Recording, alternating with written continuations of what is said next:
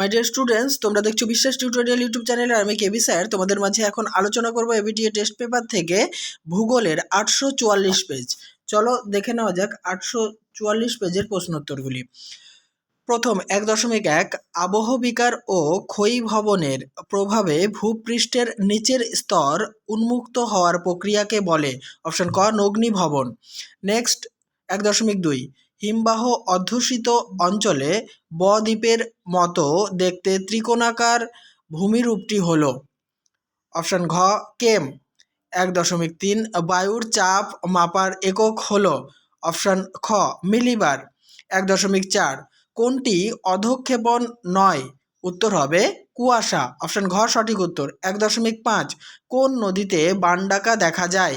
উত্তর হবে হুগলি নদীতে। অপশন গ সঠিক উত্তর। 1.6 শৈবাল সাগর দেখা যায়। অপশন ক আটলান্টিক মহাসাগরে। 1.7 নমামি গঙ্গে প্রকল্পটির প্রধান উদ্দেশ্য। অপশন খ গঙ্গার দূষণ নিয়ন্ত্রণ।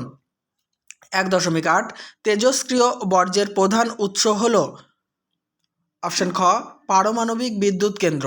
1.9 ভারতের নবীনতম রাজ্যটি হল। অপশন ক তেলেঙ্গানা। 1.10 গোদাবরী ও কৃষ্ণা নদীর বদ্বীপের মাঝে অবস্থিত হ্রদ। অপশন খ কোলেরু। 1.11 ভারতের প্রাচীনতম ভঙ্গিল পর্বত। উত্তর হবে অপশন খ আরাবল্লী পর্বত। 1.12 ভারতে গ্রীষ্মকালে উৎপন্ন শস্যকে বলা হয়। অপশন গ জাইদ শস্য। 1.13 কোন শিল্পকে উদীয়মান শিল্প বলে? উত্তর হবে পেট্রো রসায়ন শিল্পকে।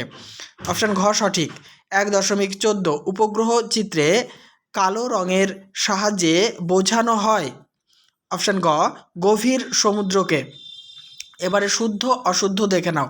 2.1.1 মরু অঞ্চলে অবশিষ্ট পাহাড়গুলিকে মোনাডনক নামে পরিচিত।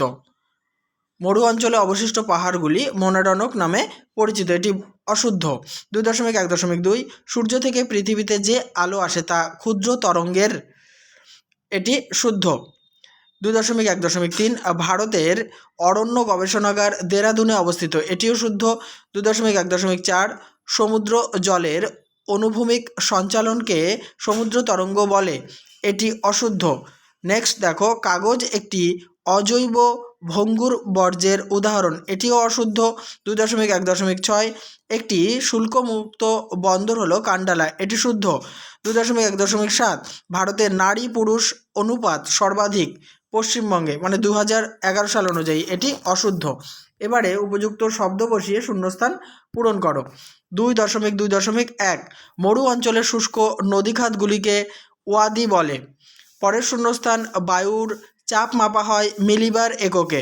নেক্সট শূন্যস্থান বেঙ্গালুরুকে ভারতের সিলিকন ভ্যালি বলা হয়।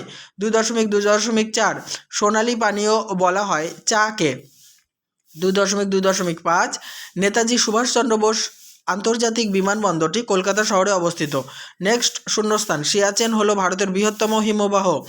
এর পরেরটি দেখো 2.2.7 ভূবৈচিত্র্যসূচক মানচিত্রের সমোন্নতি রেখাগুলি বাদামি রং দ্বারা দেখানো হয়।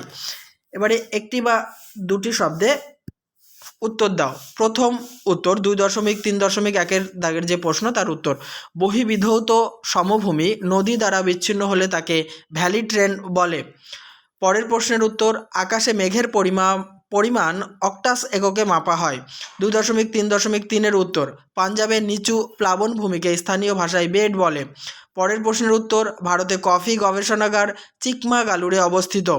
নেক্সট প্রশ্নের উত্তর ভারতের একটি উষ্ণ স্থানীয় বায়ুর উদাহরণ বা উষ্ণ স্থানীয় বায়ুর নাম লু।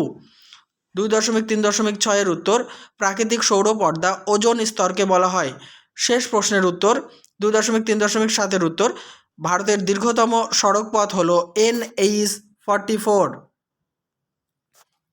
এবারে বাম দিকের সঙ্গে ডান দিক মিলিয়ে নাও। প্রথম রয়েছে শীতকালীন বৃষ্টিপাত, এর সঙ্গে মিলবে 2 নম্বর করমণ্ডল উপকূল।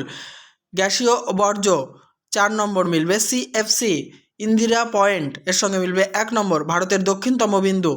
দূরসংবেদন এর সঙ্গে মিলবে 3 সেন্সর। তাহলে এই আলোচনার সঙ্গে সঙ্গে ভূগোলের এই পেজটি সমাপ্ত করছি। অবশ্যই ভিডিওটি লাইক কমেন্ট এবং শেয়ার করো। আর পুরনো সমস্ত ভিডিও দেখার জন্য আমার চ্যানেলের প্লেলিস্টে চলে যাও, ওখানে বাংলা, ইতিহাস, ভূগোল সহ ইতিহাসের 2 নম্বরের কোশ্চেনগুলিও কিন্তু টেস্ট পেপার অনুযায়ী পরপর তোমরা পেয়ে যাবে। ঠিক আছে বন্ধুরা, দেখতে থাকো, সঙ্গে থাকো বিশ্বাস টিউটোরিয়াল ইউটিউব চ্যানেলটি।